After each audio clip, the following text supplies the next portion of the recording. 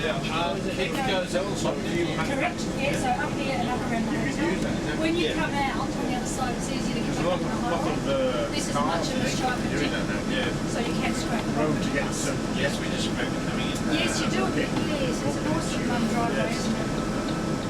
I saw one of those ones where the car was actually stationed. Hello. Ran up there, jumped on it, and that's it.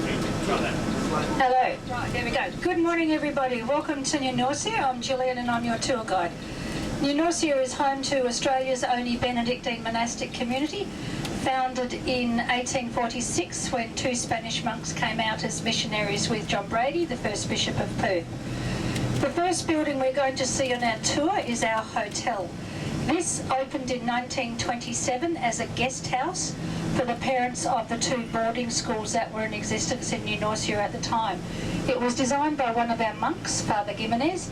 He's certainly very large, very European, and at this particular point don't know if it has a specific style. It opened a very small bar in the 1950s, and in the 1970s it has become the hotel that you see today.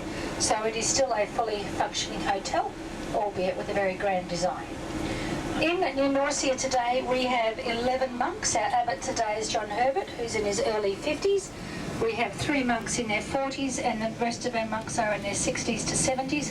Father Bernard himself is our oldest and he's 80 or 81 this year. At its peak, New Norcia had 70 odd monks in residence. So when we do look at the monastery, that's why this is a very large monastery for our 11 monks to sort of rattle around in. The land of New Norcia today consists of 20,000 acres, so about 8,300 odd hectares.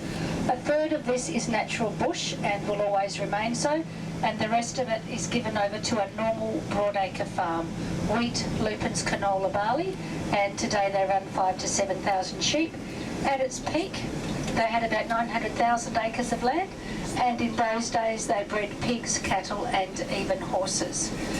New Norcia was first established as a mission, so this is when our monks came out to evangelise and educate the local population, which in our case was the Aboriginal population. So the first 2 schools to open in New Norcia were the mission schools. St Mary's for the Aboriginal boys opened in December of 1847. 1861 saw the opening of St Joseph's for the Aboriginal girls, with a monk and a schoolmistress looking after the girls. First teaching order were the Teresian sisters who'd come out from Spain. When their order was called back, one of those sisters stayed, and she and subsequent sisters became the Benedictine Oblate nuns, and they looked after the girls here until this school closed in the early 1970s.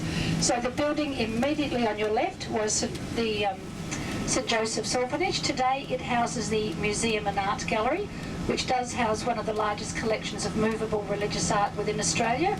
And once you have finished your morning tea, this is where you get to come down and have a look through the 3 levels. As we come around the corner here, immediately to your left, you will see a field.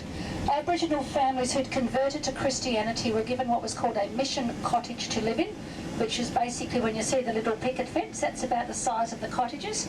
So they had a cottage plus a plot of land so they could grow their own crops, raise their own livestock, all about being self-sufficient. In the late 1860s, they had unfortunately measles and influenza epidemics, and a lot of the Aboriginals of this area died. Over the years, because these buildings had not been lived in, they basically fell into disrepair. The Great Northern Highway, which you drive on today, that was actually put through the centre of the town in the 1950s, and the last of these mission cottages unfortunately bulldozed over then.